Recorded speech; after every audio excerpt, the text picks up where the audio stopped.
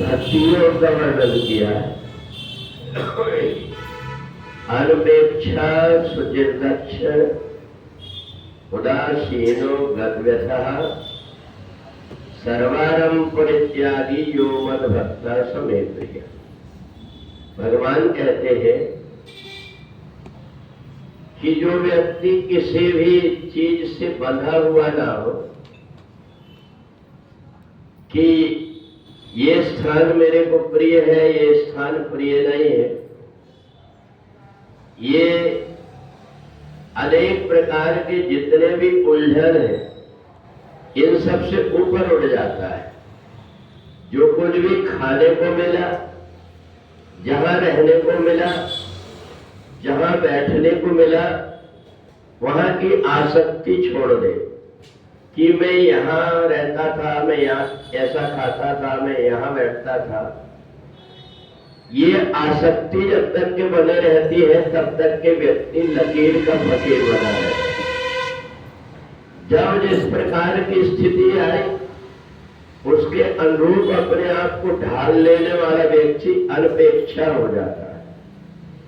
वो दक्ष हो जाता है इस बात का कि मैं कहाँ बैठा हूं इसका कोई मतलब नहीं, मेरे अंदर परमात्मा बैठे, इस बात का ध्यान रखता है।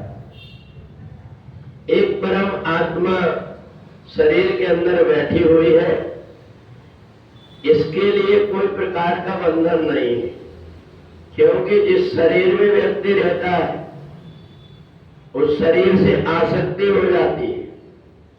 जिस जगह में रहता है उस जगह से आसक्ति हो जाती है। इसलिए परमात्मा की इच्छा जब तक जहां रखे, ऐसा मान करके किसी भी जगह में आसक्त ना हो करके परमात्मा में ही आसक्त हो, ऐसे व्यक्ति का जीवन सहज और सरल हो जाता है। उसे कोई प्रकार की पीड़ा नहीं होती, उसे ये नहीं लगता कि मैं ये करता था अब ये क्यों करने लगा। तो इसलिए जो संसार में समभाव हो गया, जिसने हर जगह पर अपने आप को स्थिर कर लिया हो, जिसको न कोई मित्र और न कोई शत्रु कोई भी प्रभावित कर रहा हो, जो भी मिला उसके मन के अंदर कोई प्रकार का न तो द्वेष है और न ही किसी प्रकार का मोह है। ऐसा जो जीवन सरल जीवन होता है, इस जीवन में बंधन बहुत कम हो जाते हैं और ऐसे व्यक्ति को भी परेशान नहीं होना पड़ता। जब जैसी परिस्थिति आई,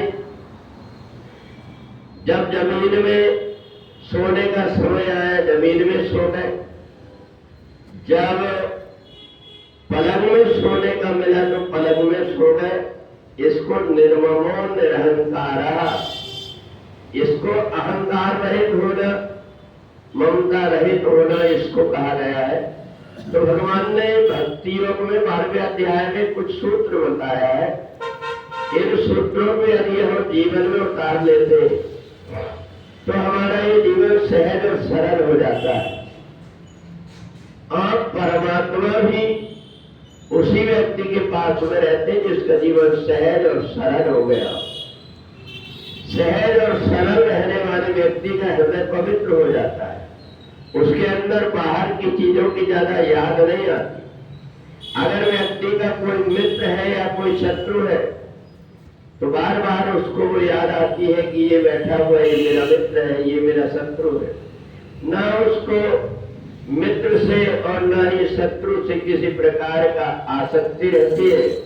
ये भक्त का लक्षण उत्तम लक्षण माना जाता है और इसलिए ये तो धर्मामृतमिदम्, भगवान ने कहा ये जो 12वां अध्याय है भक्ति योग के सूत्र जिसमें है, ये अमृत वाणी है। इनको अगर व्यक्ति जीवन में धारण कर लेता है कि तुल्य निंदा स्तुति, कोई निंदा कर रहा है तो भी, कोई प्रशंसा कर रहा है तो भी उसे कोई फर्क नहीं पड़ता, वो अपने आप में स्थिर रहता है। जब व्यक्ति ऐसे करने लगता है तो उसका ये जीवन भक्ति से परिपूर्ण हो जाता है और भक्ति से परिपूर्ण जीवन वाला व्यक्ति जो कुछ भी कर्म करता है उसके सभी कर्म पूजा बन जाते हैं। उसको अलग से माला लेकर के ध्यान करने की आवश्यकता नहीं होती। जब वो भोजन बना रहा हो तब भी अपने परमात्मा के साथ रहता है। जब कहीं इधर उधर चल रहा हो, एकांत शांत समय उसका हुआ और वो परमात्मा से जुड़ जाता है।